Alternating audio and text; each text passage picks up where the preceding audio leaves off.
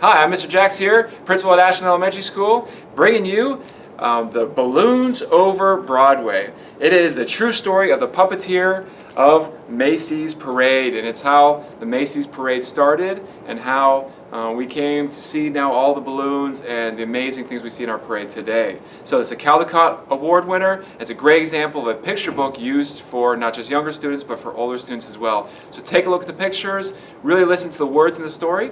This is about Tony Sarg and how he started the Macy's Parade with the balloons, written and illustrated by Melissa Sweet. Enjoy. This is Balloons Over Broadway, the true story of the puppeteer of Macy's Parade by Melissa Sweet, who's the author and illustrator. She does it all. It's about Tony Sarg, who's right here. Tony Frederick Sarg. It says here, Sarg rhymes with arg, and he was the one who started this parade. So every little movement has a meaning of its own by Tony Sarg. It's a good lesson for us here at Ashland. From the time he was a little boy, Tony Sarg loved to figure out how to make things move. He once said he became a marionette man when he was only 6 years old. His father had asked him to feed their chickens at 6:30 in the morning, every day. Tony had an idea. What if he could feed the chickens without leaving his bed? He rigged up some pulleys and ran rope from the chicken coop door to his bedroom window. That night he spread chicken feed outside the chicken coop door. Look at this plan and diagram here. The next morning, Tony pulled on the rope and the door to the chicken coop opened. The chickens ate their breakfast. Tony stayed snug in his bed, and his dad, so impressed, never made Tony do another chore. Look at that system. It's a great idea.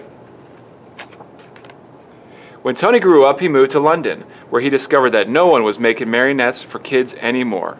So out of wood, cloth, and strings, Tony began to make puppets.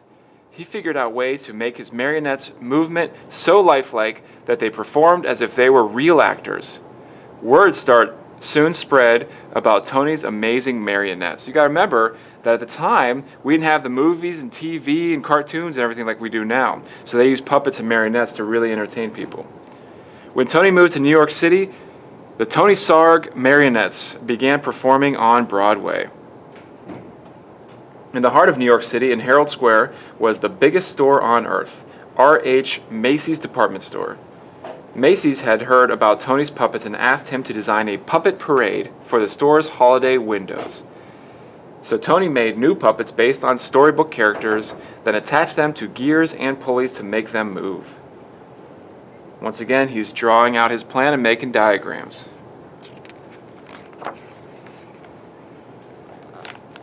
Macy's Wondertown. In Macy's Wondertown windows, Tony's mechanical marionettes danced across the stage as if by magic. All day long, they performed to shoppers, jostling for a better look. But Macy's had an even bigger job in store for Tony. Many of the people working at Macy's were immigrants, and as the holidays approached, they missed their own holiday traditions of music and dancing in the streets. Macy's agreed to put on a parade for their employees, and they hired Tony to help. Tony, too, was an immigrant, so he loved the idea of creating a parade based on street carnivals from all over the world. He made costumes and built horse-drawn floats, and Macy's even arranged to bring in bears, elephants, and camels from the Central Park Zoo.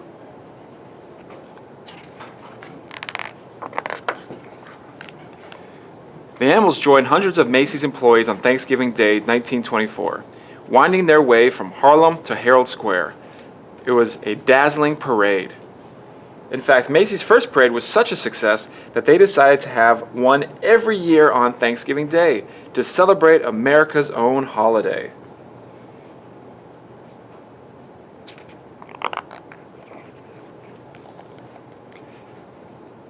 Each year the parade grew, but when Macy's brought in lions and tigers, in addition to the bears, elephants, and camels, the animals roared and growled and frightened the children.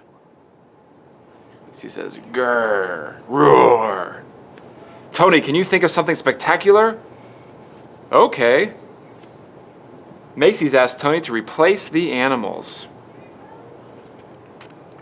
These are the kind of phones that they used. A little bit different than our cell phones nowadays.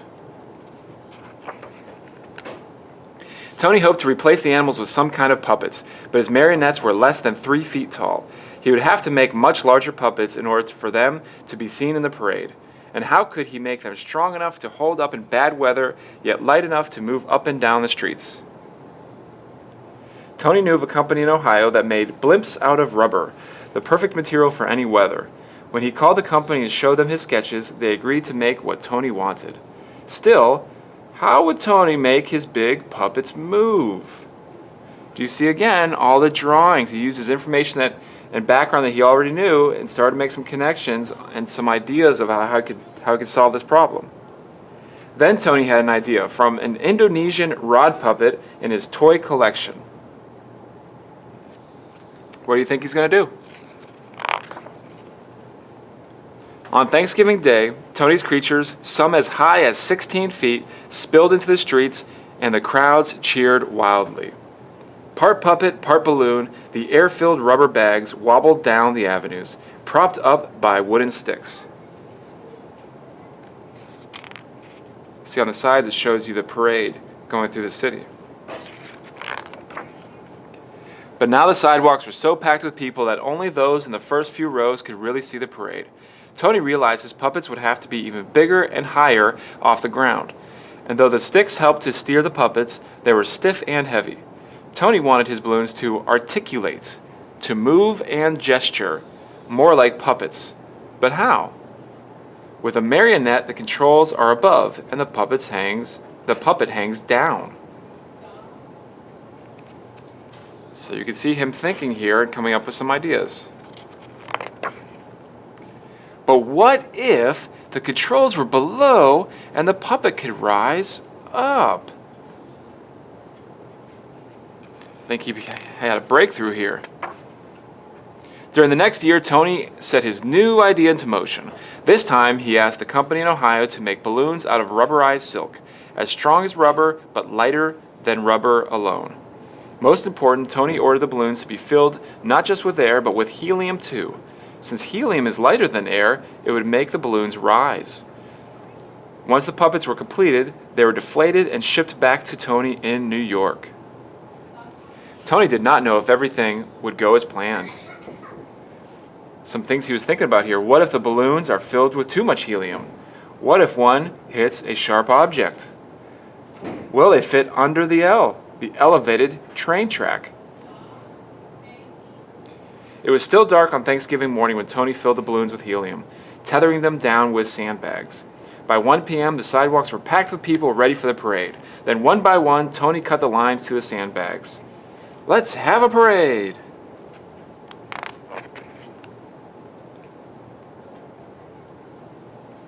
And the magnificent upside-down marionettes rose up to the skies. That changed the parade a lot to have these go all the way up into the sky so many could see them. Nodding and waving to the crowds below, they sailed past Central Park. They sailed down Broadway. They shimmied and swayed through the canyons of New York City.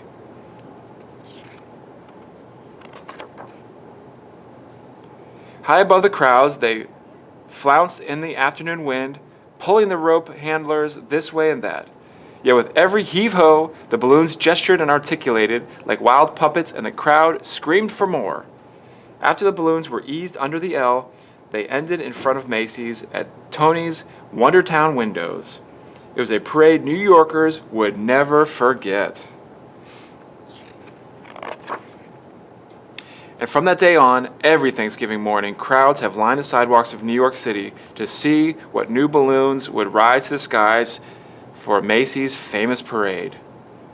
Tony Sarg, the puppeteer who loved to figure out how to make things move, had set the stage with a little rigging for a puppet to be anything anyone could imagine it to be.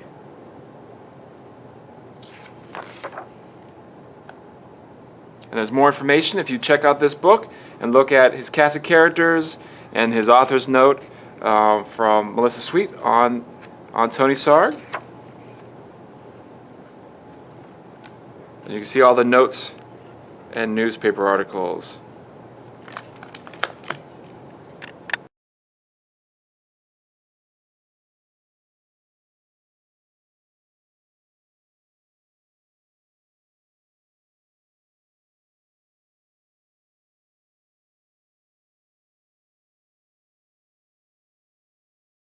Now you know how the Macy's Parade began with all the balloons and everything that you see every Thanksgiving. So next time you watch the Macy's Parade, think about Tony Sarg and all the planning and diagramming and thinking that he did to create all the great things you see today. So thanks for joining us.